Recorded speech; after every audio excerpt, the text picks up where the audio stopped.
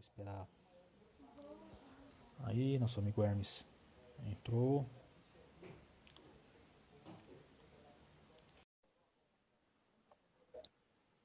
Começar o nosso bate-papo. Boa noite, meu mano.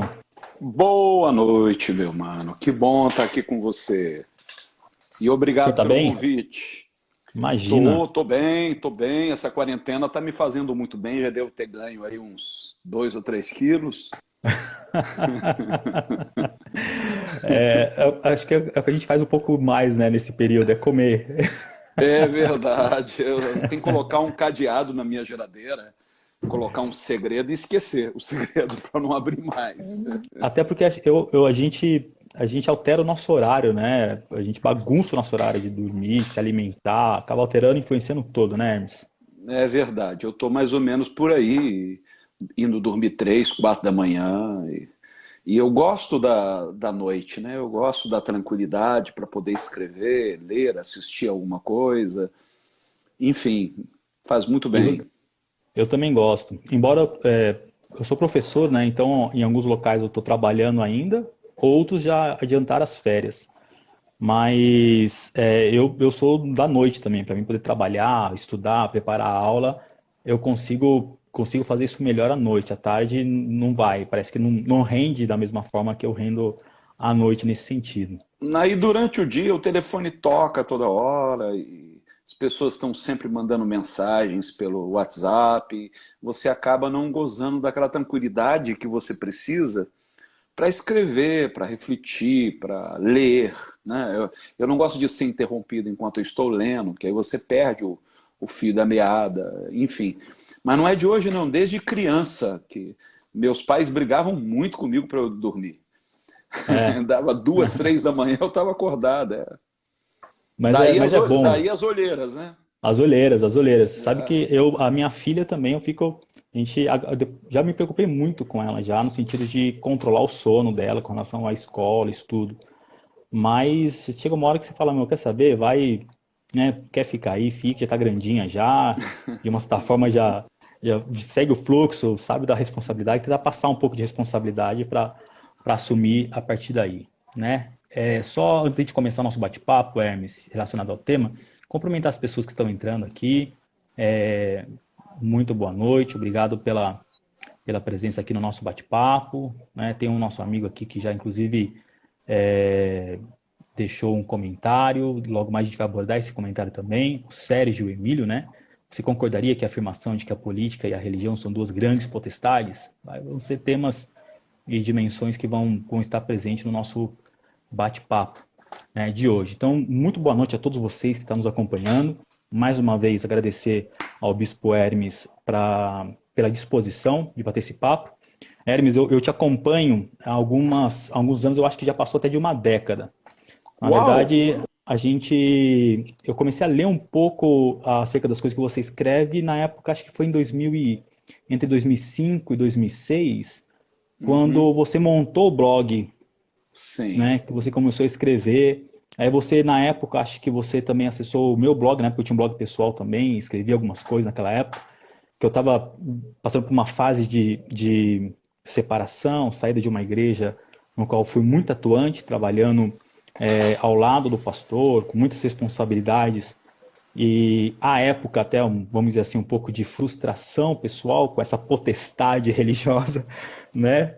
E naquela época eu escrevi demais algumas coisas relacionado a um pensamento que a gente tem relacionado vamos dizer assim, dessa visão do que deveria ser igreja, né? Então, e muita coisa do que eu li a teu respeito e das coisas que você escreveu, eu compartilhava muito desse pensamento, e de lá para cá eu passei a acompanhar bastante você nas redes, na época era o Orkut ainda, depois Facebook quando entrou, daí eu te achei no Instagram, sempre compartilhando vários textos que você escreve, muitos amigos meus também acabaram, em razão dos meus compartilhamentos, te conhecendo, tendo acesso às tuas páginas e te seguindo, e também compartilhando as coisas que você escreve. Então, é um prazer poder, neste momento, poder falar com você, né? Ainda que por meio virtual, mas poder ter esse bate-papo direto, franco, transparente e uma satisfação poder revê-lo no dia de hoje. Para mim é um grande prazer, Juliano. Eu lembro de você já. Nós temos, digamos, nos acompanhado mutuamente há muitos anos. De fato, eu comecei a ficar mais atuante nas redes sociais em 2005 com o Orkut, depois em 2006 lancei o blog. O blog está até meio que abandonado. Essa semana eu dei uma espanada nele, postei lá alguma coisa. Porque hoje você posta direto no Face, direto no Sim, Insta, e as pessoas às vezes não querem se dar o trabalho de clicar no link lá no blog. Mas mesmo sim. assim, vira e mexe, eu ainda vou lá e coloco alguma coisa, até para assim, para ficar registrado, né? São mais de 5 mil posts meu no blog, né? Desde 2006, quer dizer, já são 14 anos. São Me mais de 6 milhões de visitas. Então foi um tempo muito legal. Eu, eu acho que eu me aprimorei bastante. Como dizia o Calvino, né? E se eu não me engano, quem começou dizendo isso foi Agostinho. Eu sou daqueles que em escrevendo escreve, não, em aprendendo escreve e em escrevendo aprende. Então é quase que uma coisa compulsiva. Eu tenho que escrever, porque enquanto eu escrevo, eu vou desenvolvendo o pensamento e vou aprendendo, né? Muita E às coisa do vezes, que você escreveu está no seu livro, nos seus livros? sim, bastante coisa, bastante coisa. Nem tudo, né? Mas bastante coisa. Mas as redes sociais me ajudaram muito a aprimorar meus argumentos. Então eu lembro lá no Orkut nós tínhamos uma comunidade, você provavelmente deve conhecer, que era a Perguntas Cristãs Complicadas, Lembro, lembro. e tinha mais de 30 mil pessoas nessa comunidade. E eram questões assim, realmente complicadas. E aquilo me ajudou muito a aprimorar meus argumentos. Eu aprendi muito. E eu aprendo, às vezes, mais com quem me contesta, né? Com quem argumenta de maneira contrária à minha linha de raciocínio, do que com aqueles que simplesmente dizem amém.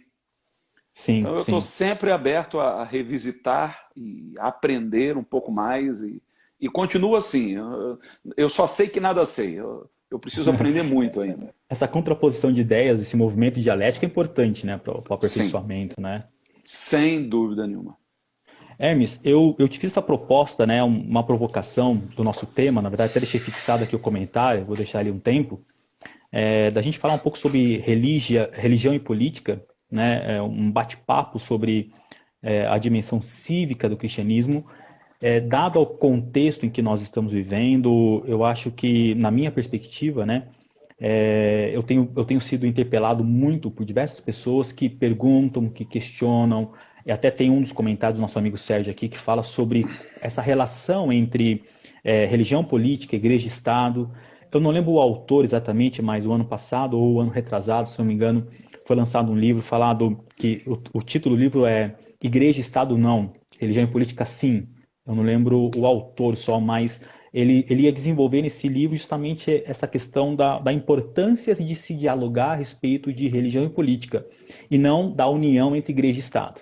Então, é a partir desse pressuposto, dessas dificuldades que nós temos de compreender as dimensões políticas, esses antagonismos polarizantes que estamos vivendo nos últimos dias, principalmente as eleições de 2018, que foram eleições muito polarizadas e que colocaram a sociedade em polos opostos, dividiu muitas opiniões. Dentro da perspectiva evangélica no Brasil, nós já vínhamos vendo essa aproximação da Igreja Evangélica no Brasil a um grupo político específico, e aí nós estamos vendo o desenrolar desse movimento, né, entre igreja e Estado, alguns termos que são utilizados publicamente, né, vamos abordar aqui, justamente por ser temas que foram expostos público. Nós não vamos entrar no embate aqui, até, né, quero falar para todos que estão nos acompanhando no nosso bate-papo, de falar, de ser a palavra final, a voz, né, final acerca do cristianismo, não, isso tem que ser.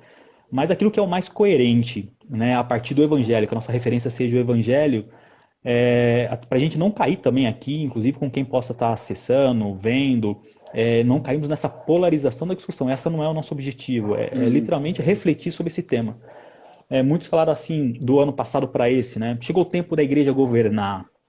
chegou o tempo da igreja assumir o poder. Muitas pessoas olharam nesse momento como uma perspectiva de glorificação do poder e papel da igreja no Estado, para contribuição na sociedade.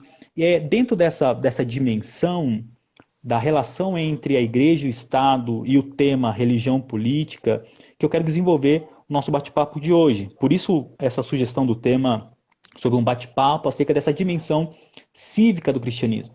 Porque existe uma pressuposição dos cristãos, e durante muito tempo eu ouvi isso, até há 2 meses atrás fui interpelado por um colega, professor, que viu algumas postagens minhas e me perguntou assim: Juliano, você acha que essa proximidade, como você diz, da necessidade da igreja orientar, ou pelo menos ser uma instituição que instrui os seus fiéis a uma compreensão dessa dimensão cívica e política, você acha que ela tem que fazer esse papel? Não deveria haver uma separação entre o sagrado e o profano? A política não é profana? Então é dentro dessa perspectiva, dessa visão social, dessa visão que o senso comum tem, que eu quero compartilhar com você esse momento de bate-papo. E primeiro, já te perguntar se, partindo de tudo que a gente vimos, né, e partindo inclusive dos teus posicionamentos, até por isso que eu te convidei para esse bate-papo, o evangelho ele não é uma dimensão acrítica da sociedade, acrítica da política, né? Nesse sentido, o evangelho ele se estabelece como também, para a gente começar o nosso bate-papo, o evangelho se estabelece como uma crítica social e política, né, dentro da perspectiva do evangelho?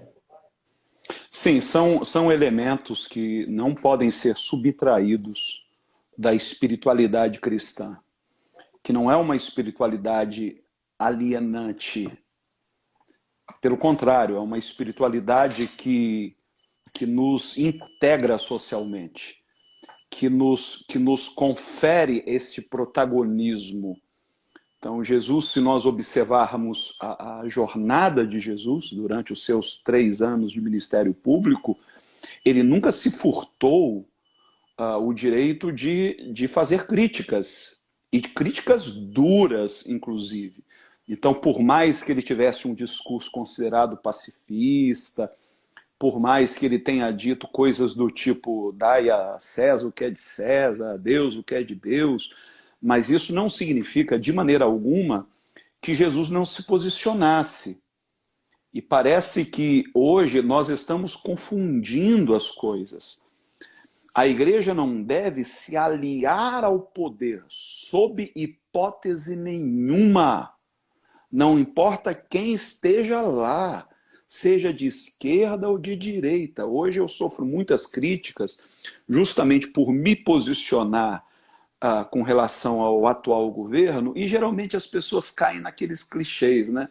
E o Lula, e a Dilma, aquela coisa toda. Eu digo, bem, se você me acompanhasse há mais tempo, você viria que eu era tão crítico quanto. Sim, Então, sim. eu não estou ideologicamente comprometido com ninguém. Eu acho que a igreja precisa manter uma isenção profética. E quando eu chamo isenção, não confunda com isentão. Sim. Eu não devo ser isento num certo sentido, mas eu devo cultivar a isenção profética. Em que sentido? Se eu me comprometer política e ideologicamente,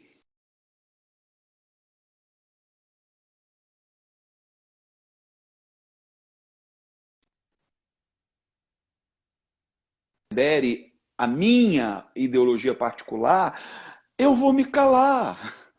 E eu não posso me dar o luxo de me calar. Você veja, por exemplo, o João Batista, né? O Herodes tentou subornar João, tentou comprá-lo, ofereceu a ele presentes, e João simplesmente rejeitou. Acabou com a cabeça num prato de prata, mas não se vendeu. Quer dizer, manteve a isenção profética. Durante a época dos grandes profetas, né, veterotestamentários, uma das características deles era justamente o fato deles não estarem comprometidos com a coroa, com o palácio, diferentemente dos sacerdotes. Muitas vezes os sacerdotes eram subsidiados pelo palácio. Então falavam aquilo que agradava a quem estava no poder. Já os profetas eram marginais. Você vê, por exemplo, Jeremias, o embate que Jeremias teve com Ananias. Porque Ananias dizia o que o rei queria ouvir, o que as pessoas queriam ouvir, dizia que tudo o que estava acontecendo seria muito rápido, não havia qualquer razão de alarme, e que se o povo fosse levado em exílio para a Babilônia, seria vapt-vupt. E Jeremias dizia, não, vocês tratem de desfazer as malas e vocês vão passar lá mais de uma geração. Vocês vão casar seus filhos, vocês vão construir suas casas, vocês vão plantar. Não era o que as pessoas queriam ouvir. Daí Jeremias ter tido o fim que teve, daí Jeremias ter sido lançado numa cisterna, porque ele não aceitou compactuar com o poder. O que nós temos visto hoje na igreja evangélica é exatamente o oposto. São os profetas de ocasião que dizem aquilo que agrada aquele que está no poder. Falta-lhes isenção profética, porque eles gozam das benesses do Estado. Na época de política, só para você ter uma ideia, Juliano, o que eu já recebi de oferta é só, agora até que não tanto, porque as pessoas já conhecem a minha postura, mas durante muitos anos, chegava ano de eleição, e eu sofria um assédio terrível por parte de candidatos, me oferecendo mundos e fundos, me oferecendo terrenos para a construção de igrejas, me oferecendo mobiliar todas as congregações da nossa denominação, oferecendo carro, cargos, tudo que você puder imaginar, até fazenda me ofereceram. Mas a minha consciência não me permitiria isso. Eu estaria me promiscuindo, eu estaria perdendo a isenção profética e a autoridade moral para meter o dedo na ferida e dizer o que está errado. Hoje, quando eu vejo essa turma aí pendendo para o lado do Bolsonaro, eu lembro de muitos deles que estavam coladinhos com a Dilma, coladinhos com o Lula, porque eles são profetas de ocasião. Eles vão dizer o que agrada ao poder. Então, nesse sentido, eu creio que religião e política não se misturam. Nesse sentido, sabe, de tomar partido, de se aliar aos poderes. Agora, há um outro sentido. Eu creio que a igreja deveria ser uma agência promotora de cidadania. A igreja não tem que se preocupar em preparar as pessoas para o céu. A igreja tem que preparar as pessoas para uma vida digna, engajada com a justiça, comprometida com os ideais do reino de Deus agora. E isso é uma dimensão política, ou não é? Então, sim, eu não vou ditar para o rebanho que me foi confiado em quem eles devam votar, qual é a ideologia correta. Eu não vou fazer isso. Mas eu preciso me certificar de que o meu discurso, o que eu estou pregando, está gerando neles um senso crítico capaz de fazê-los optar pela melhor escolha. Então não sou eu quem vai ficar cerceando, eles não me passaram procuração para pensar por eles, para decidir por eles. O meu papel não é dar respostas, meu papel não é apontar o caminho, o meu papel é investir na autonomia de pensamento, é levá-los a ter uma visão crítica do mundo. E talvez seja esta hoje a maior carência da igreja evangélica, para não dizer da cristandade como um todo. Está faltando isso na igreja católica, está faltando nos reformados, está faltando nos pentecostais, está faltando nos neopentecostais. Senso crítico e isenção profética. Será que, Hermes, nesse sentido, seria... Durante muito tempo, a igreja evangélica no Brasil viveu à margem, viveu na marginalidade. A igreja evangélica não era, de um certo sentido, até a década de 60 e 70, uma igreja muito próxima do Estado, né? A igreja católica já teve a sua história próxima de vinculação ao Estado desde o Império, da formação, e comungou muito com os poderes do Estado ao longo da República Velha, Vargas e aí por diante. Mas a igreja protestante em si, ela sempre foi muito marginalizada no Brasil, né? Desde a da sua implantação lá no final do século XVIII e XIX. Mas nós percebemos que da década de 80 para cá, principalmente os grandes templos, os megatemplos, as grandes instituições em termos quantitativos, passaram a ser vistos como potenciais eleitoreiros, né? Potenciais curral eleitoral de pessoas que poderiam servir aos interesses políticos, porque essas autoridades religiosas detêm um certo rebanho, um certo número de pessoas que podem facilmente, em razão da proximidade do seu líder, né, do seu pastor, identificando na figura do político alguém a representar os interesses ditos, né, saudáveis, a igreja evangélica passa a ser visto historicamente de uma outra perspectiva no Brasil, né? Só que seria também uma falta de compreensão disso que você acabou de falar, dessa dimensão da responsabilidade cívica, do papel do qual que é a responsabilidade cívica do cidadão, a formação da cidadania, do indivíduo atrelado à consciência de quais são as implicações que o evangelho gera na vida dessa pessoa que se diz cristã? Sim, eu concordo com você. Eu acho que nós vivemos uma espiritualidade hoje muito pietista, muito individualista, onde as pessoas elas enxergam a salvação apenas como sendo algo de caráter intransferível, individual. Quer dizer, o importante é eu garantir o meu quinhão celeste. Elas não percebem que a proposta do Evangelho tem uma dimensão social muito grande e subversiva, revolucionária. Você sabe, Juliano, quando você começou a me acompanhar, eu estava morando fora. Eu estava nos Estados Unidos. E desde criança que eu sempre fui fascinado pelos Estados Unidos. Era o meu sonho de infância, era ir morar lá. E acabei morando lá por alguns anos. E foi muito importante porque foi lá que eu me desiludi. Foi lá que eu comecei a perceber o quanto o Brasil tem sido o quintal daquela potência. E foi lá também, conversando com alguns pregadores, pastores já antigos, é que eu soube de algumas manobras, como por exemplo, em 1960, o Brasil recebeu o Billy Graham pela primeira Sim. vez. Foi talvez a primeira grande cruzada evangelística feita no Brasil. E quando o Billy Graham voltou para os Estados Unidos, ele voltou maravilhado com a empolgação do povo brasileiro e juntou muita gente aqui e tal. Quando aconteceu o golpe militar em 1964, o que os Estados Unidos fizeram? Enviaram para o Brasil milhares de missionários. Porque o Billy Graham chegou lá dizendo que isso aqui era um campo missionário ideal.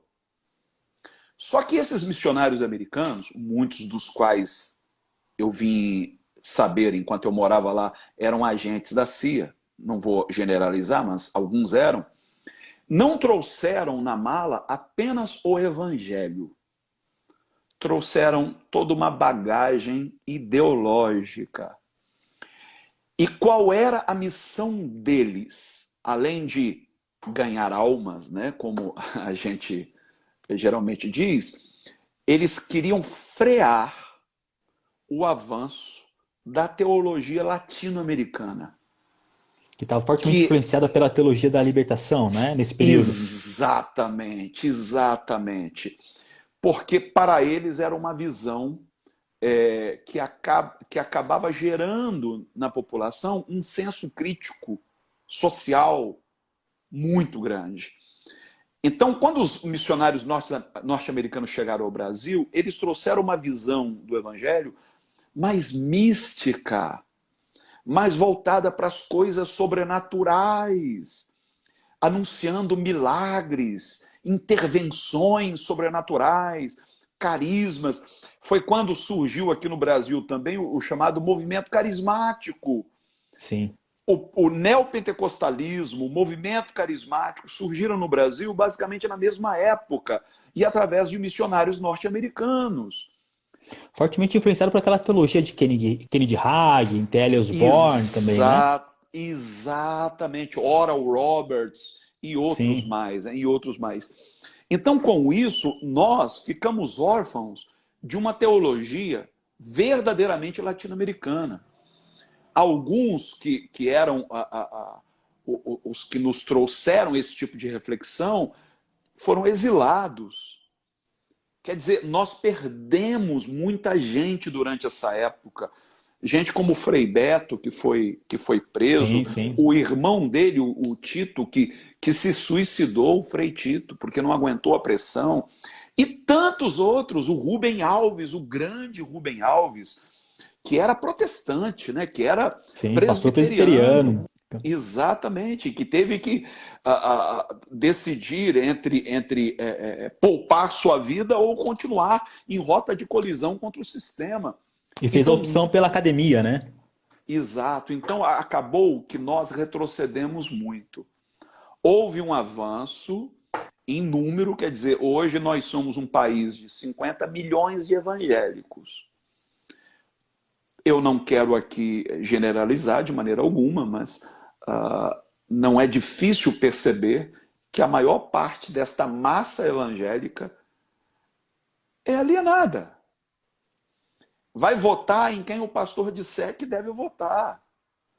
Quer dizer, são pessoas que não foram treinadas a pensarem por si mesmas. Então, que diferença a igreja está fazendo na sociedade hoje? Então, aqui no Rio de Janeiro, por exemplo, talvez a cidade mais evangélica do estado seja a cidade que é meu berço, São Gonçalo, que é uma das mais violentas do estado do Rio. Então, que diferença a igreja fez?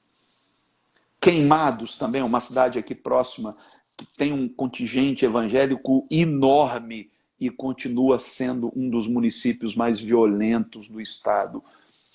Que diferença fez? Você sobe nas favelas do Rio de Janeiro, em cada esquina da favela, em cada beco da Uma favela, igreja. tem uma igreja evangélica. E agora a gente é obrigado a conviver com um fenômeno inusitado, que é a emergência de traficantes Evangelho. evangélicos. Eu ia te perguntar isso, né? Você que está no Rio de Janeiro, no berço aí do Rio de Janeiro, né? Essa desconfiguração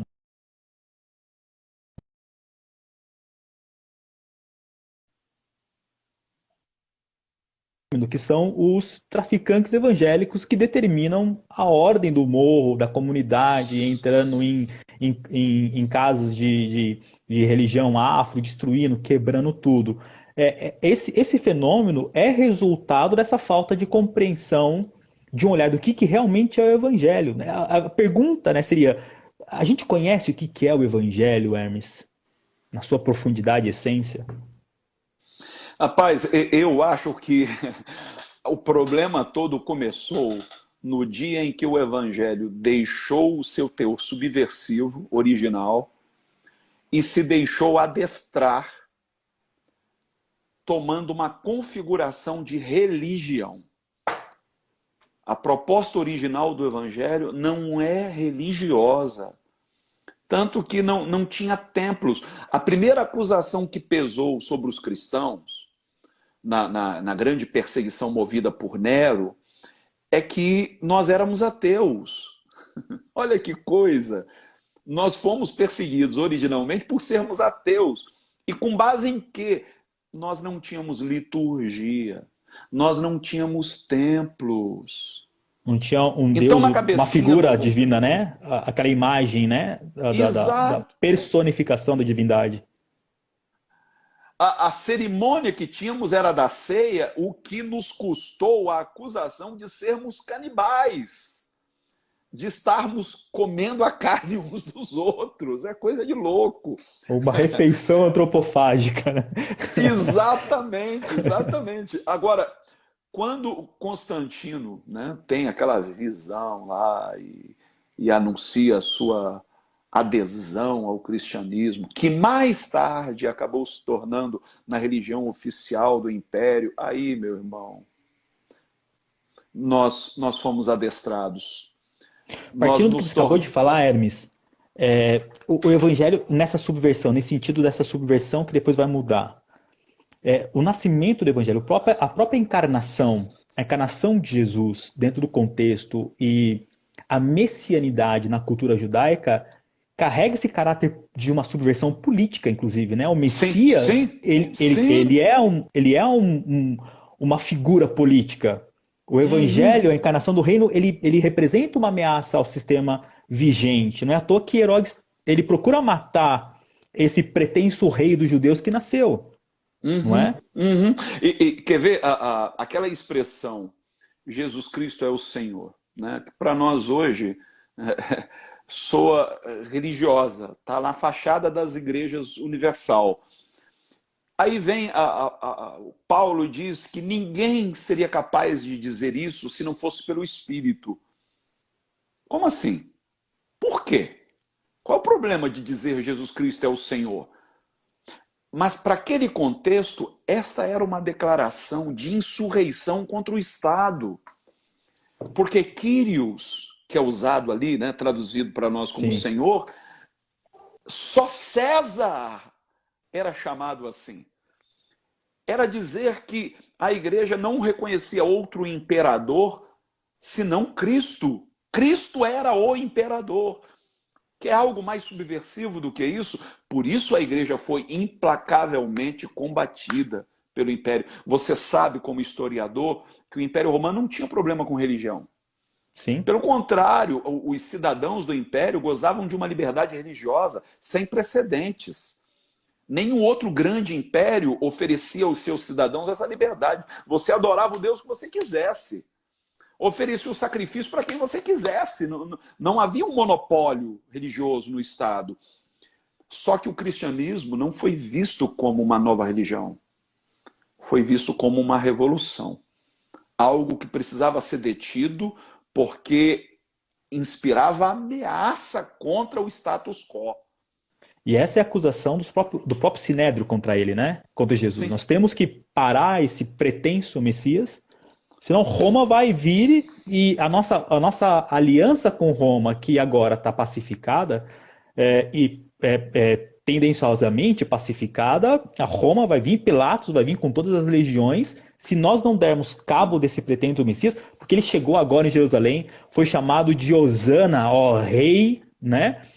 No lugar de César, o Kyrios, como você mesmo está dizendo. Uhum, Né? uhum. Então, nós precisamos parar esse cara.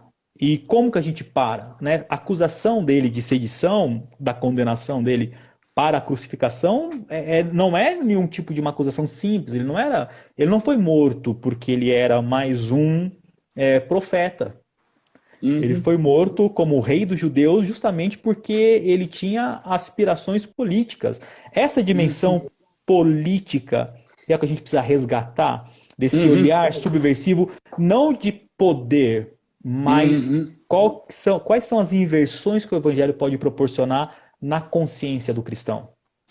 Quer ver um exemplo, né? Você sabe que o que mantinha a colisão do Império era chamada Pax Romana. Era o grande temor do Sinédrio era justamente perder esta Pax Romana. Aí Jesus vem e diz: deixo-vos a minha paz, a pax, mas não vou-la dou como o mundo a dá. Mundo a Isso era dar. uma crítica à pax romana. Sim. Era uma crítica de cunho político. Só que o que a gente fez? A gente espiritualizou tudo. Tudo passou a ser visto como algo transcendental. Veja, nós não podemos tirar do evangelho o seu aspecto místico, transcendental, de maneira alguma. Eu até sou muito crítico a isso. Ontem, na minha reflexão acerca da Páscoa, eu toquei nisso. Eu vejo alguns colegas que atuam muito em questões sociais, dizendo que Jesus vive mais ou menos da mesma maneira como Marielle vive. Falei, opa, peraí. Aí Sabe, já é demais. não. Por mais que eu me afeiçoe às causas defendidas pela Marielle, ela morreu. Sim, A causa que ela defendia segue viva. Então, nesse sim. sentido, legal dizer Marielle vive, sem problema.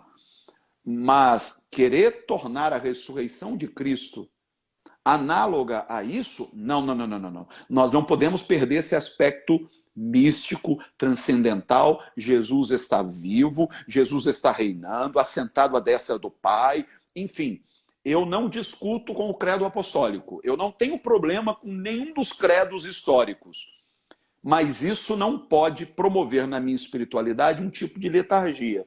Eu não posso ficar só no campo da mística, da espiritualidade no sentido que geralmente o senso comum dá, e perder este campo enorme das causas sociais. Viver de uma certa forma alienado a isso, né? Exato. Todo cristão tem que ser um ativista nesse sentido. Tem que viver em função do bem comum. A instituição do diaconato, a que serviu? Ao bem comum. Ao bem comum, não era a igreja. Era como é que nós vamos cuidar das viúvas. Daí surge o diaconato. Hoje o diaconato está restrito a um papel eclesiástico. Até funcional, né? Exato. Até os termos usados pela igreja primitiva, como episcopos, né, bispo, eram termos usados no mundo civil. Não eram termos religiosos. Nenhum deles. Diocese. O que era uma diocese? Quer dizer, tudo isso vem da organização civil. O próprio evangelho, o próprio conceito de evangelho, né? O Império Romano trazendo, quando ele chegava numa cidade e dominava, tinha os arautos de César que vinha trazer o evangelho. O que é o evangelho? Exatamente. As boas novas, a luz de Roma, a paz romana. A luz chegou, o esclarecimento chegou a vocês. Exatamente. Esse termo apropriado por Jesus também tem esse caráter subversivo, da utilização dessa crítica política social, trazendo para a realidade da manifestação do reino de Deus. Você vê o fato de Jesus entrar em Jerusalém montado num jumentinho. Isso era uma crítica. Como é que César chegava? Sim. Montado no seu corcel branco, ostentando. Jesus entra num jumentinho emprestado, humilde. Agora tem o seguinte, eu acho que Jesus não se deixou engambelar pelos gritos de Hosana, não. Porque, a meu ver, havia ali uma pressão popular para que Jesus, entrando em Jerusalém, se aproveitasse do alto índice de popularidade que ele gozava naquele momento para dar um golpe. Essa era a expectativa do pretenso Messias, né? Exato. Marchar com toda aquela multidão direto para o palácio, depor Pilatos, depor Herodes, que estava na Galileia, e assumir o controle. E Jesus pega e vai para o templo. E derruba a mesa dos cambistas. Quer dizer, é como se ele dissesse, deixasse o recado de que se a ordem não começar pela igreja, se nós não colocarmos a nossa casa em ordem, nós não temos condição moral de querer estabelecê-la no mundo. A igreja deveria ser um microcosmos do reino, uma amostra grátis do reino de Deus. E, infelizmente, a igreja se tornou num clubinho dos santos. Quer dizer, ali é que nós deveríamos estar praticando relações sociais equitativas, justas, e não é isso que acontece. Não há nem interatividade na igreja. A igreja tem a plateia, tem um showman, que nós chamamos de pastor, que está ali mais para entreter o rebanho, contar meia dúzia de anedotas, pregar um sermão absolutamente previsível, sem instigar as pessoas à autonomia de pensamento. Então, a igreja, do jeito que está hoje, ela não representa nenhuma ameaça ao status quo. A igreja hoje só serve para uma coisa, já dizia o Bonaparte, né? A religião existe para acalmar o populacho. A igreja hoje se tornou num instrumento através do qual as engrenagens do sistema são lubrificadas. O nosso discurso absolutamente anacrônico só faz lubrificar essas engrenagens. Então eu creio que está na hora da igreja retomar o seu protagonismo, a igreja precisa rever algumas posturas, inclusive concernente à sua escatologia, que boa parte da razão pela qual nós nos tornamos tão alienados é que nós temos uma escatologia alienante, que nos faz lavar as mãos para o mundo. E é uma escatologia que direciona para o futuro só, né? Exatamente. Não entende a dimensão do reino de Deus agora. Exato. A gente fica na expectativa de que lá na frente haverá uma intervenção de Deus que vai mudar tudo. Mas Jesus disse que o reino de Deus, ele vinha de maneira discreta e que ele já é chegado. É como uma mulher que lança um punhadinho de fermento na massa e aos poucos toda a massa é levedada. Isso é o reino de Deus. A gente está esperando um reino de Deus ao estilo de um filme de Spielberg, de Independence Day, sabe? Uma coisa assim extraordinária. E Jesus diz, gente, não é nada disso. O reino de Deus já está aí, se infiltrando.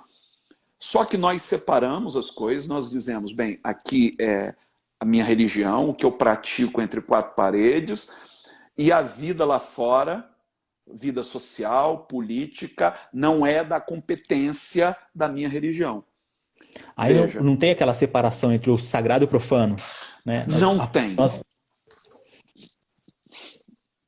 Nós encarnamos essa dimensão, né? Nós, como se disse, nós separamos e nós não compreendemos que a vida de fé, ela se faz aonde nós julgamos ser profano, é lá que deve ser manifestado o reino.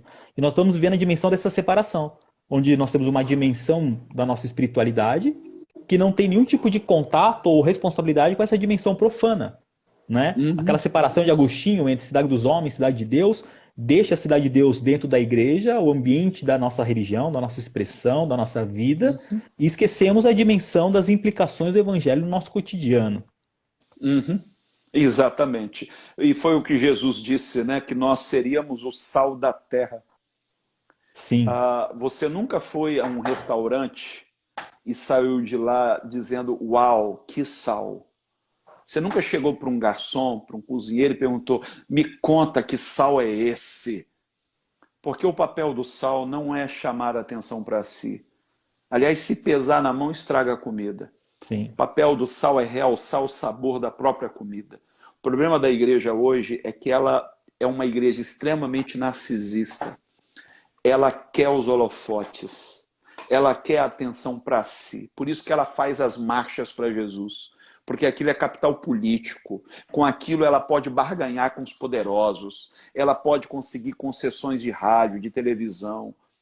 Jesus nos chamou para uma espiritualidade mais sutil, discreta. E o poder da nossa espiritualidade está justamente nessa sutileza.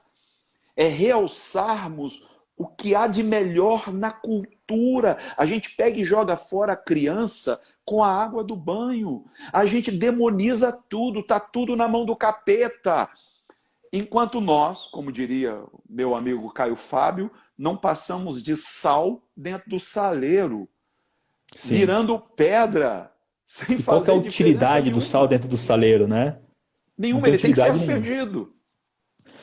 Nesse sentido, você falou, Hermes, que a igreja tem que assumir esse protagonismo.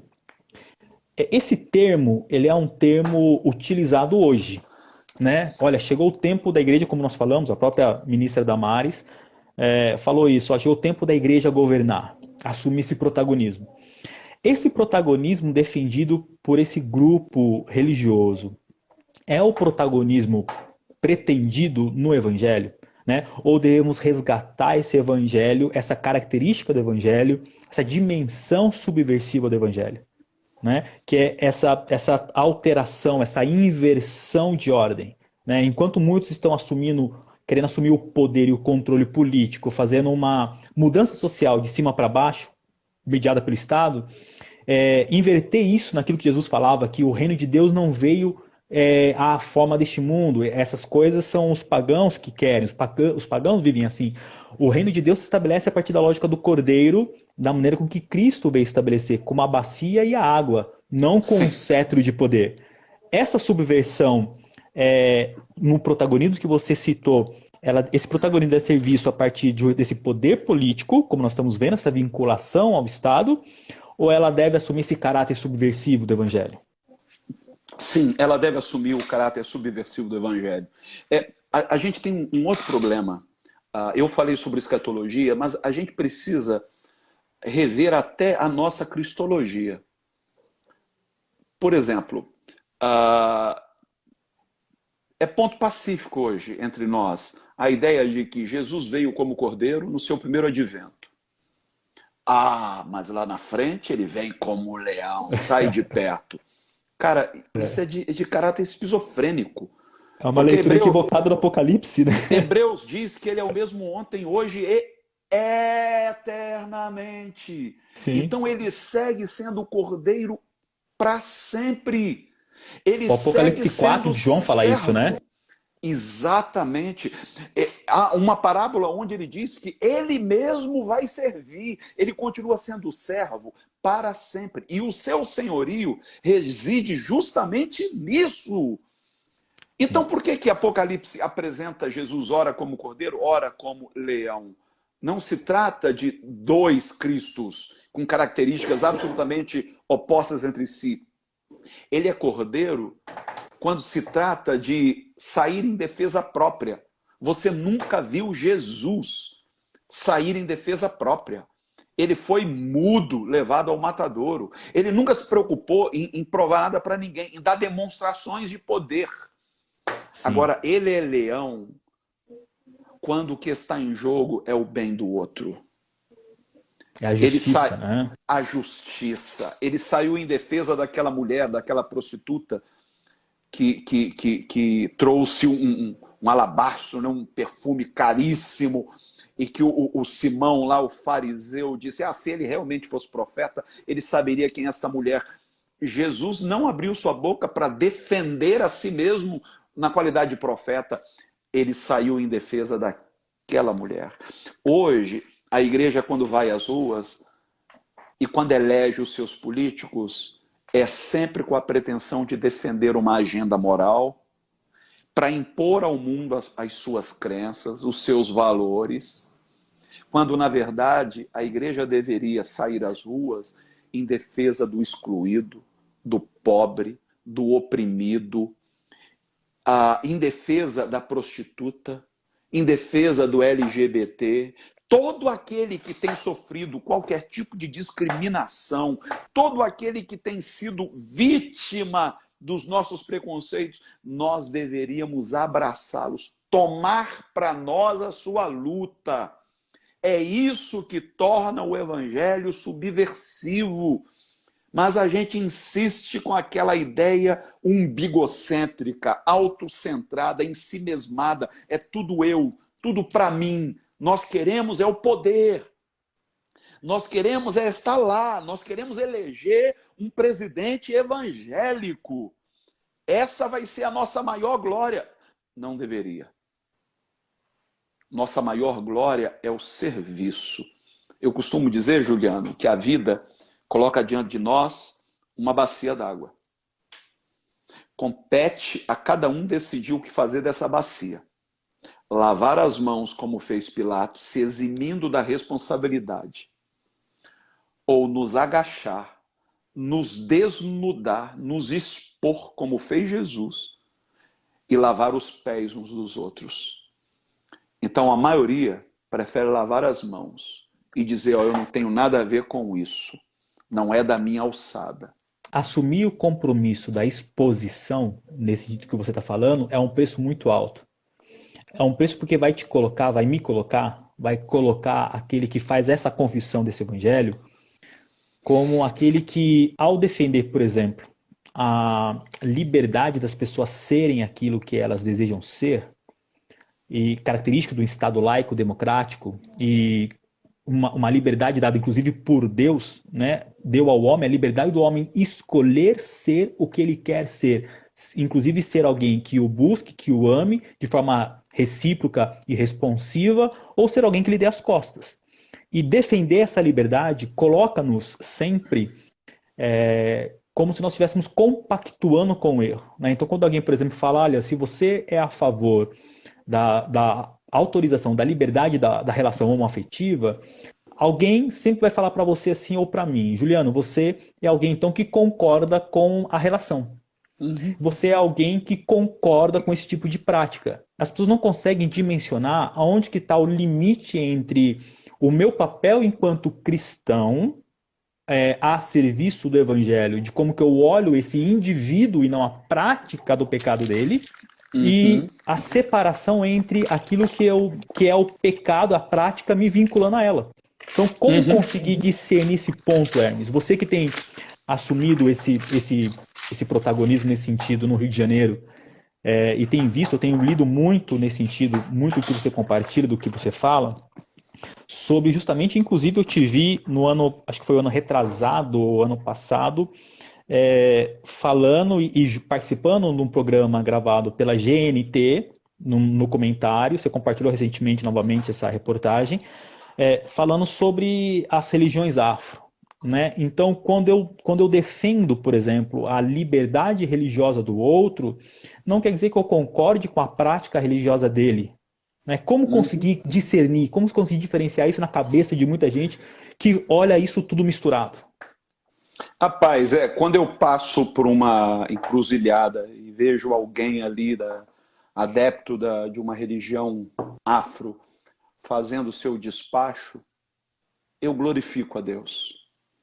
Eu lembro do salmista dizendo, na presença dos deuses, eu cantarei louvores. Se Davi diz na presença dos deuses, ele está dizendo que é possível uma espiritualidade plural, que respeite a devoção alheia. Eu não preciso impor a minha espiritualidade. Então, quando eu ouço o som dos atabaques vindo de um centro próximo da minha casa, eu glorifico a Deus, porque essa liberdade é a mesma de que eu usufruo. Se eu quiser ligar o meu megafone e ir para uma praça ficar pregando, eu posso. Da mesma forma como aquele indivíduo pode arriar o seu despacho. Que bom que nós temos essa liberdade, porque se ele perder a liberdade dele, eu vou perder a minha. É essa consciência que a gente tem que ter então, né, o Hermes, de que Uhum. quando eu luto, quando eu milito a questão da liberdade, no sentido de que eu defendo com que os outros possam ter a liberdade de ser, confessar, acreditar no que elas querem ser, confessar e acreditar, eu, por um outro sentido, estou garantindo o meu direito, a minha liberdade também, de expressar, confessar e ser aquilo que eu quero. Uhum.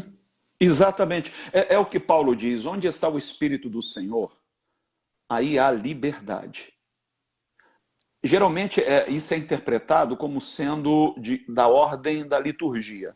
Liberdade para se expressar, para levantar a mão, para bater palma, para pular, para dançar. Eu acho que Paulo está falando de outra coisa. Está falando da liberdade de ser o que se é, de crer no que se crê, acreditar no que se acredita. O Espírito Santo não impõe nada. Lembra o que diz lá em Oséias? Não é por força nem por violência, é pelo meu Espírito. O Espírito Santo, ele age convencendo. Jesus disse que ele convenceria o mundo. Não é algo imposto de cima para baixo. Parte da persuasão, do convencimento. Eu acho muito interessante um livro que geralmente nós relegamos a segundo plano. A gente não dá muita importância para essa epístola, que é a de Paulo a Filemon. Mas essa epístola nos traz lições extraordinárias, porque Paulo está intercedendo por um escravo. Não quer dizer que Paulo seja favorável à escravidão. Esse escravo era um foragido. Foi parar na mesma cela que Paulo.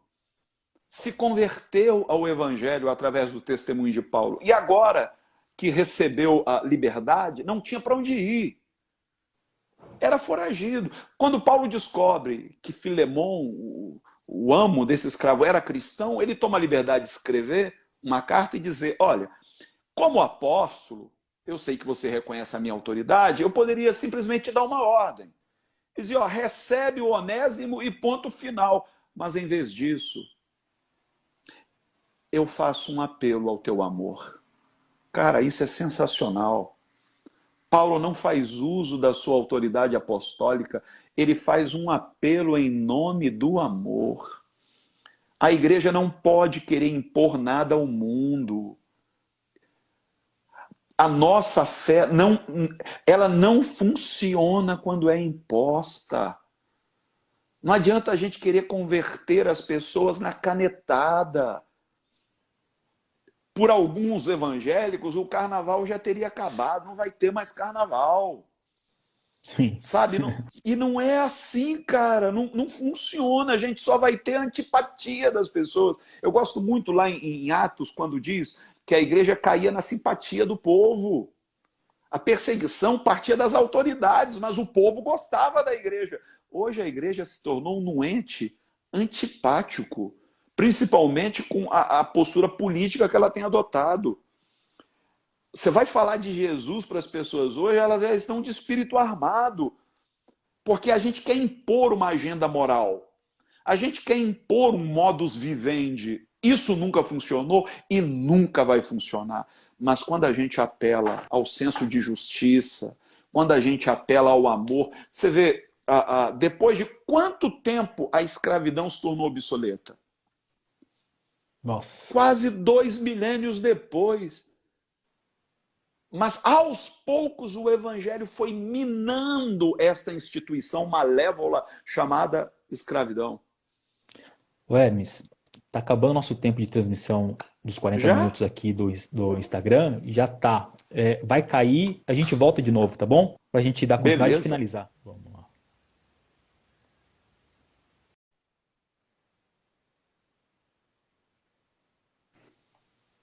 Aí, Hermes. Estamos aí. Eu só Meu estou amigo falou preocupado assim. que a minha bateria está quase acabando. Não, vamos caminhar para o final, só para a gente finalizar. Partindo do que você estava falando, Hermes, a partir dessa compreensão da relação entre o cristianismo e a sociedade, a própria política, nesse sentido de dimensionar as implicações que a fé tem nessa dimensão social, seria muito importante os cristãos de hoje, os evangélicos, compreenderem o que é um Estado laico. Né? Porque a turma fala assim, né? Ou falar muito, olha, o Estado é laico, mas o Brasil é cristão. O Estado é laico, mas a sociedade é cristã. Qual que é a importância de se compreender essa dimensão da laicidade do Estado? Né? E quanto que isso é um benefício para a igreja na garantia das suas liberdades? Bem, primeiro, Deus que nos livre de um país evangélico. Deus não é brasileiro. Deus que né? nos livre de um talibã unicamente sou evangélico. brasileiro. Sim. Eu prefiro estar num país de espiritualidade plural, onde eu possa aprender com o diferente, assim como... Lembra de Jeremias, quando Deus ordenou que ele chamasse os recabitas e oferecesse para eles uma mesa de vinho? E ele diz, mas peraí, Senhor, eles não bebem vinho desde dos seus ancestrais. E Deus diz, faça o que eu estou mandando, vai lá e os convida para beber vinho.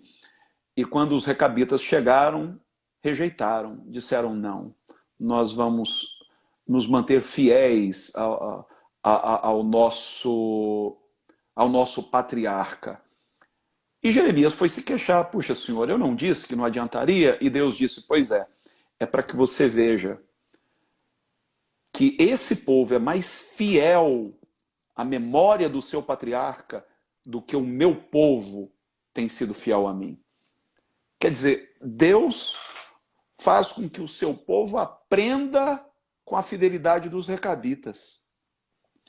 Quem sabe a gente também não tem alguma coisa que aprender com os umbandistas, com os candomblecistas. Quem sabe a gente não tem alguma coisa para aprender com os ateístas, com os hinduístas.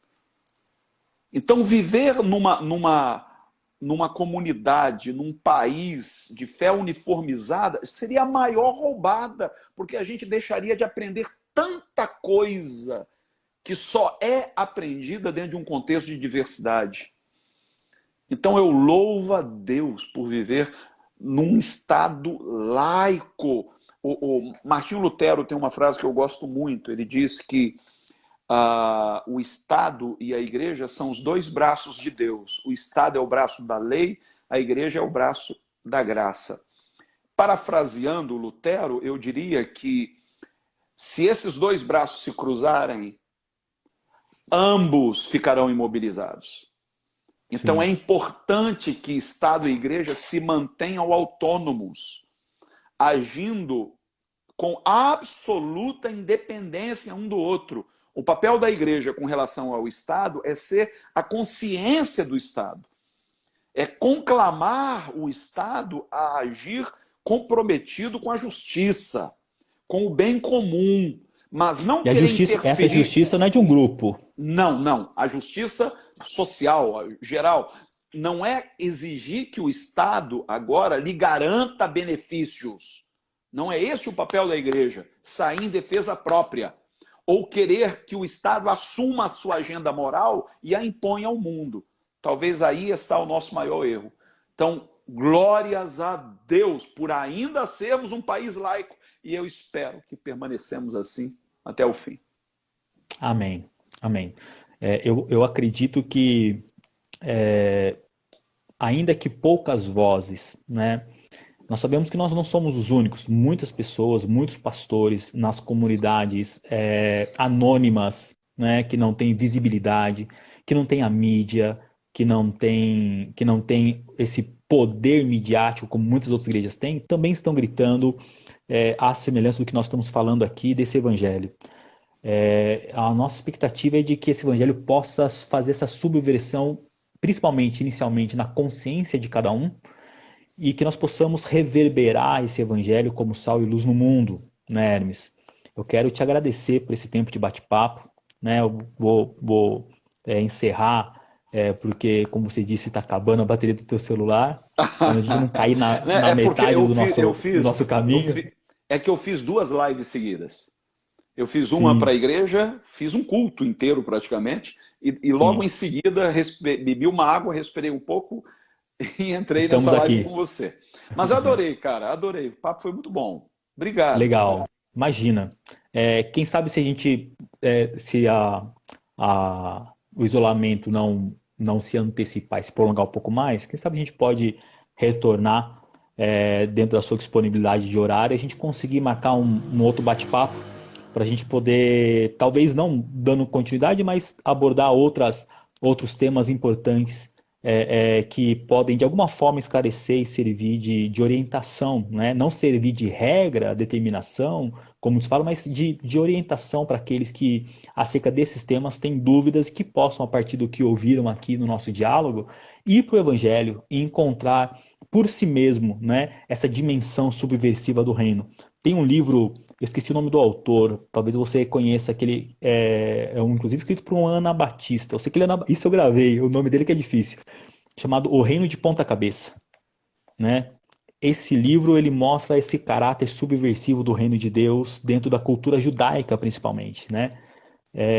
Que a gente possa, como cristão, assumir esse compromisso dessa inversão, dessa subversão do serviço, não do poder, né, Hermes?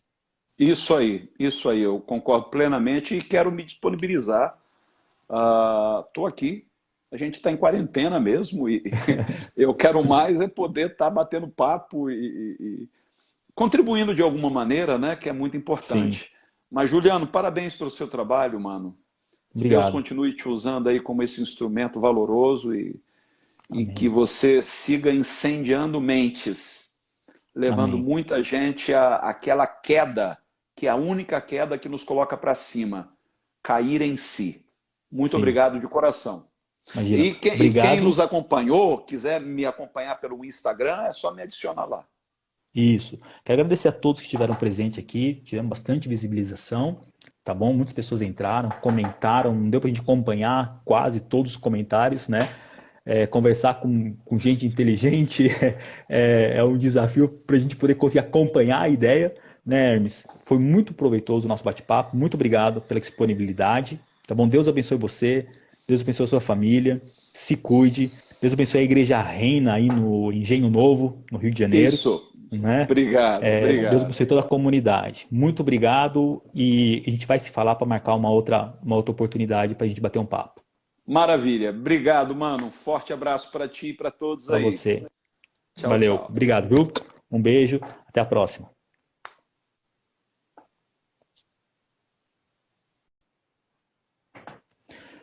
Pessoal, quero agradecer a presença de todos vocês que estiveram nos acompanhando aqui nesse bate-papo com Hermes. Bom, eu quero só lembrar que nós vamos continuar semanalmente, durante esse período, fazendo as lives, convidando sempre alguma pessoa para estar batendo papo com a gente. Na quinta-feira, eu vou estar conversando com o pastor Adriano Chagas, né? Tema: Teologia na Prática, o Episcopado e a Arte da Pregação. A gente vai falar sobre o que é o episcopado, se todo pastor ele tem que ser um pregador e todo pregador tem que ser um pastor. Existe diferença entre, né, o pregador evangelista e o presbítero pastor? Qual que é o caminho do presbitério, a preparação, o estudo, o chamado? Quais são as formas de exposição na pregação do evangelho, né? Como que se estabelece a homilética na prática, né? Na praxis, na performance da pregação, e como que a gente vê essa performance da pregação no Brasil hoje, diante de tantos expoentes e tantos pregadores que nós vemos hoje. Então é importante esse nosso bate-papo na quinta-feira com o pastor Adriano Chagas, aqui no Instagram, às 20h30. Você é nosso convidado para nos acompanhar, tá bom? Obrigado pelos comentários que todos vocês fizeram aqui, quero agradecer a todos que estiveram presentes.